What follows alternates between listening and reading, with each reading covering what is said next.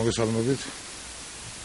საქართველოს დღევანდელი ხელისუფლება აგრძელებს ქართული ხალხის გაოცებას თავისი ქმედებებით და ახორციელებს ქართული სახელმწიფოს წინააღმდეგ მიმართულ ნაბიჯებს ქართული ხალხის ისტორიულ მასშტაბიანი ამოცანების და ინტერესების საწინააღმდეგოდ, რომლის ნათელი დადასტურებაა თავრობის მიერ პარლამენტში ინიციირებული კანონი ადგილობრივი თვითმმართველობის კოდექსის სახელწოდებით.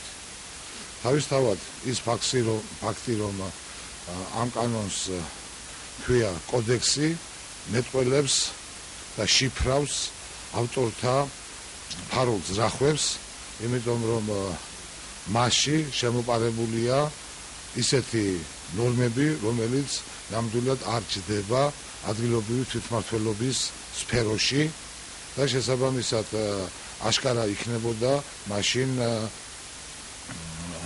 ის, რომ სხვა კანონის მიერ დასარევლებელი თემები ადგილობრივი თვითმმართველობის კანონში ვერ პოვებდა ასახვას. სწორედ ამიტომაც დაარქვეს კოდექსი, თუმცა ესეც გარკვეული ამანაც გარკვეული პრობლემის შექმნა, იმიტომ რომ საერთოდ უაზრობა მივიღეთ მაშინ ყველა თვითმმართველობასთან დაკავშირებული ყველა სხვა საკითხიც ამ კოდექსში უნდა იყოს განხილული. არადა განხილულია მხოლოდ და მხოლოდ სხვა ასე ვთქვათ სფეროდან ერთადერთი თემა კოდექსის მე-7 მუხლი, რომელსაც ქვია რეგიონული გაერთიანებები, ანუ მუნიციპალიტეტთა რეგიონული გაერთიანებები.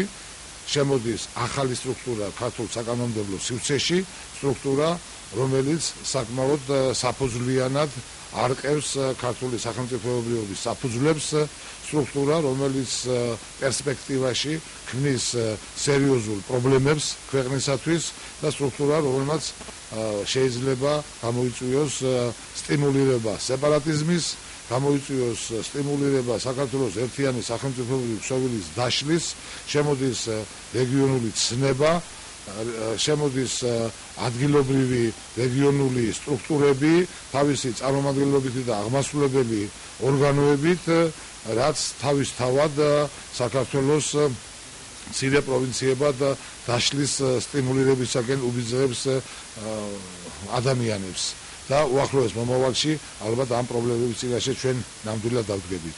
ეს არა მარტო ასე ვთქვათ სეპარატიზმისგან გადადგმული ნაბიჯია, ამავე დროს არის სტიმულირება იმისა, რომ დაიწყოს აქტუალიზაცია თემის, რომელსაც რეგიონული ენათა ქარტიის ამოქმედება ქვია საქართველოს ტერიტორიაზე და საქართველოში ჩამოყალიბდეს სრულწლელი ფეოდალებები, რომლებიც არა საქართველოს საერთო ინტერესებიდან გამოვლენ, არამედ თავისი ვიწრო კერძო ინტერესებიდან გამოვლენ. ამის გარდა გარკვეულწილად ეს სტრუქტურები უახლოეს მომავალში ბუნებრივია დემოკრატიის განვითარებასთან ერთად იქნებიან არჩევითი სტრუქტურები და შესაბამისად აქედან უკვე ერთი ნაბიჯია საქართველოს ფედერალიზმისკენ მიმავალ გზაზე. პრაქტიკულად დღეს ამ კოდექსში შემოპარებულია ფედერალიზმის ელემენტები, რომელიც ძალიან სერიოზულ საფრთხეს უქმნის ქართულ სახელმწიფოს.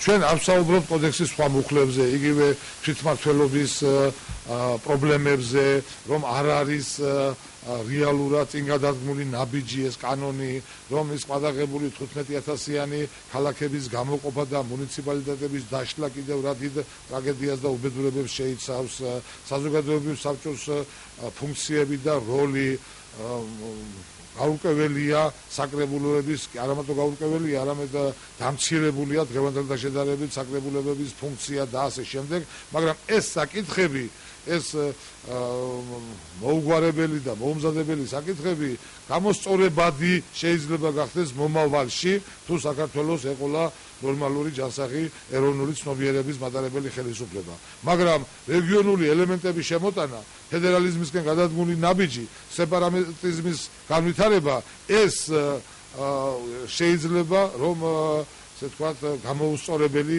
გახდეს. სწორედ ამიტომაც სახალხო პარტია სვამ საკითხს, რომ ამ კანონიდან ამოღებული იქნას მუხლი, მეშვიდე კარი მთლიანად, რომელიც საფრთხეს უქმნის ქვეყნის მთლიანობას და ერთიანობას.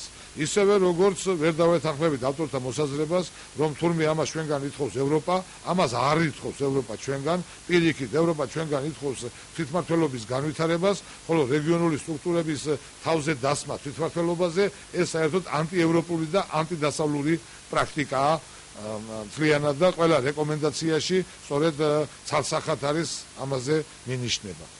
აქედან გამომდინარე, ჩვენ რამოდენიმე ჯერ გვქონდა შესაძლებლობა მიგვეღო მონაწილეობა სემინარებში, კონფერენციებში, სადაც ხელისუფლების წარმომადგენლები წესრებოდნენ, მათგან ვერ მივიღეთ ვერანაირი არგუმენტი, ვერ მივიღეთ ვერანაირი ჯანსაღი სურვილი თანამშრომლობისა, პრაქტიკულად ისინი ამობენ, ჩვენ გვინდა და ვაკეთებთ და ვშლით ქართულ სახელმწიფოს. აქედან გამომდინარე, ჩვენ სხვა გზა არ დაგვჩენია, რადგანაც ამოვწურეთ შესაძლებლობები დარბაზში გაგვერკვია ეს ურთიერთობები, რჩება ერთადერთ ფორმად პოლიტიკური ზეწოლა, როგორც საპარლამენტო განხილვების დროს, ასევე ზეწოლა აქციების მეშვეობით და ჩვენ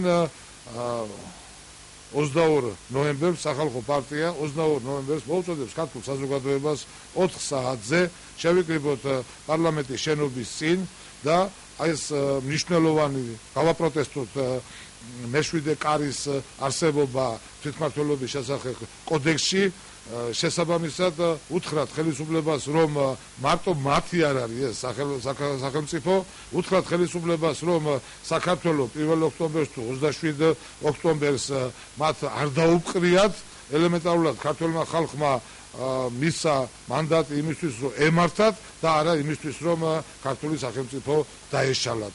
თუ ჯერ კიდევ არის ხელისუფლებაში ჯანსაღი ნაწილი რომელიც სახელმწიფოებრივად აზროვნებს, ჩვენ მზად ვართ თანამშრომლობისათვის და 22 ნოემბერს გამაფრთხილებელი აქციით ვიწყებთ ჩვენ ძალიან სერიოზულ ბრძოლას იმისთვის რომ საქართველოს დაშლას გადავარჩინოთ.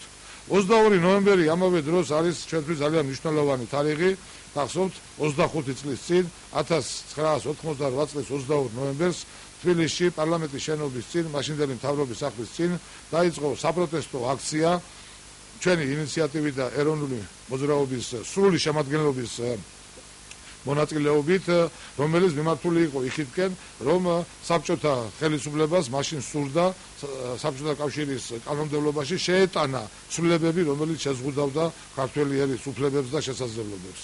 როგორც მაშინ ჩვენ ერთობლივად დავდექით და უარივად კმევინეთ საბჭოთა ხელისუფლებას იმისზე, რომ საქართველოს ანტისახელმწიფოებრივი გადაწყვეტილებები მიეღოთ, ასევე მოუწოდებ მე დღეს ქართულ საზოგადოებას სამწუხაროა, რა თქმა უნდა, რომ იგივეს გამეორება გვიწევს ჩვენ დამოუკიდებელი საქართველოს ხელისუფლებასთან მიმართებაში, მაგრამ დღეს დამოუკიდებელი საქართველოს ხელისუფლებისგან არის გადასარჩენი სამწუხაროდ ჩვენი ქვეყანა. მოუწოდებ ქართულ საზოგადოებას იყოს ფხიზლად ღრმად ჩაუკვირდეს კანონში ჩაწერილ მეშვიდე კარს, შესაბამისად გაანალიზოს ის საფრთხე, რომელიც ჩვენ წინაშე დგას და ერთობლივი ძალისხმევით მოვახერხოთ კიდევ ერთხელ ავაცილოთ საქართველოს ეს უდიდესი პრობლემა.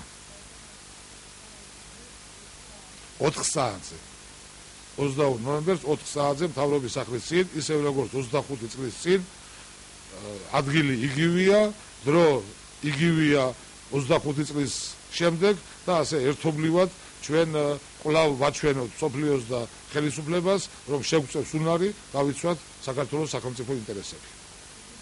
დიდი მადლობა თქვენ. დავიწყოთ.